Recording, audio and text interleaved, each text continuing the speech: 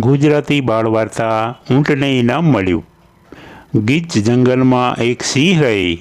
એણે એક શિયાળને નોકરીમાં રાખ્યું। તે સિંહના નાના મોટા કામ કરે અને સિંહ જે શિકાર કરે તેમાંથી વધ્યું ઘટ્યું ખાય।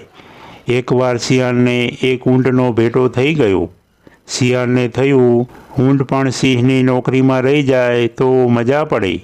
એણે કહ્યું, ઊંટભાઈ ક્યાં ચાલ્યા?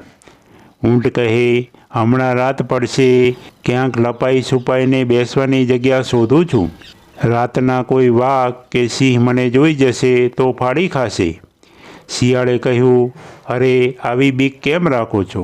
હું તો સિંહની નોકરીમાં છું। તેમની ગુફામાં એમની સાથે જ રહું છું। એ કહે એમ કરું છું અને એને ગમે એવું બોલું છું। પછી બીક શાની? વળી આ સિંહ તો એવો સારો છે કે ખુશ થઈ જાય તો ઇનામ પણ આપે। ઊંટ બોલ્યું, શિયાળભાઈ તમે મને પણ સિંહની નોકરીમાં રખાવી લો ને।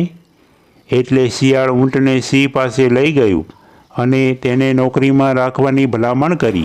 સિંહ કહે, તું કહે છે તો ભલે, એ અહીં મારી નોકરીમાં રહે।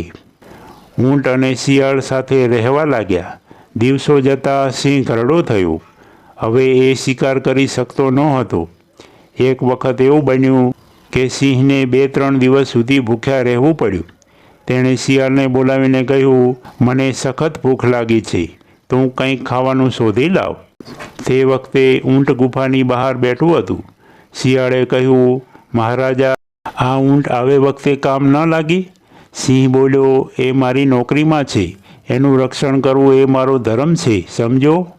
શિયાળ કહે, પણ એ પોતે તમારા ભોજન માટે તૈયાર હોય અને તમને વિનંતી કરે તો? સિંહે કહ્યું, તો ભલે। શિયાળે સિંહને યુક્તિ કહી અને સિંહે માથું ધુણાવ્યું। શિયાળ બહાર ગયું અને ઊંટને ધીમેથી કહેવા લાગ્યું, ઊંટભાઈ ખરી તક છે, મહારાજા ભૂખ્યા છે, આપણે જઈને તેમને વિનંતી કરીએ કે આપ અમારું ભોજન કરો। મહારાજા પ્રસન્ન થઈને આપણને આપણી વફાદારી માટે ઇનામ આપશે। ઊંટ બોલ્યું, પણ શિયાળભાઈ પહેલું ઇનામ તમારે લેવાનું। શિયાળ કહે, મંજૂર। પછી ઊંટ અને શિયાળ ગુફામાં ગયા। શિયાળ બોલ્યું, મહારાજ આપ ભૂખ્યા છો, આજે આપ અમારું ભોજન કરો। સિંહ કહે, શાબાશ, તને મારે ઇનામ આપવું પડશે। ત્યાં તો ઊંટ ઉતાવળું થયું, કહે, મહારાજ પહેલું શિયાળનું નહીં, મારું ભોજન કરો। સિંહને તો આટલું જોઈતું હતું। એણે ઊંટ પર તરાપ મારી। ઊંટ કહે, મારું ઇનામ? શિયાળ કહે, આ જ ઇનામ। મહારાજને હાથે આપણું મોત ક્યાંથી? બહુ પુણ્ય કર્યા હોય એને જ આવું ઇનામ મળે। સિંહનું પેટ ભરાયું, એણે શિયાળને શાબાશી આપી।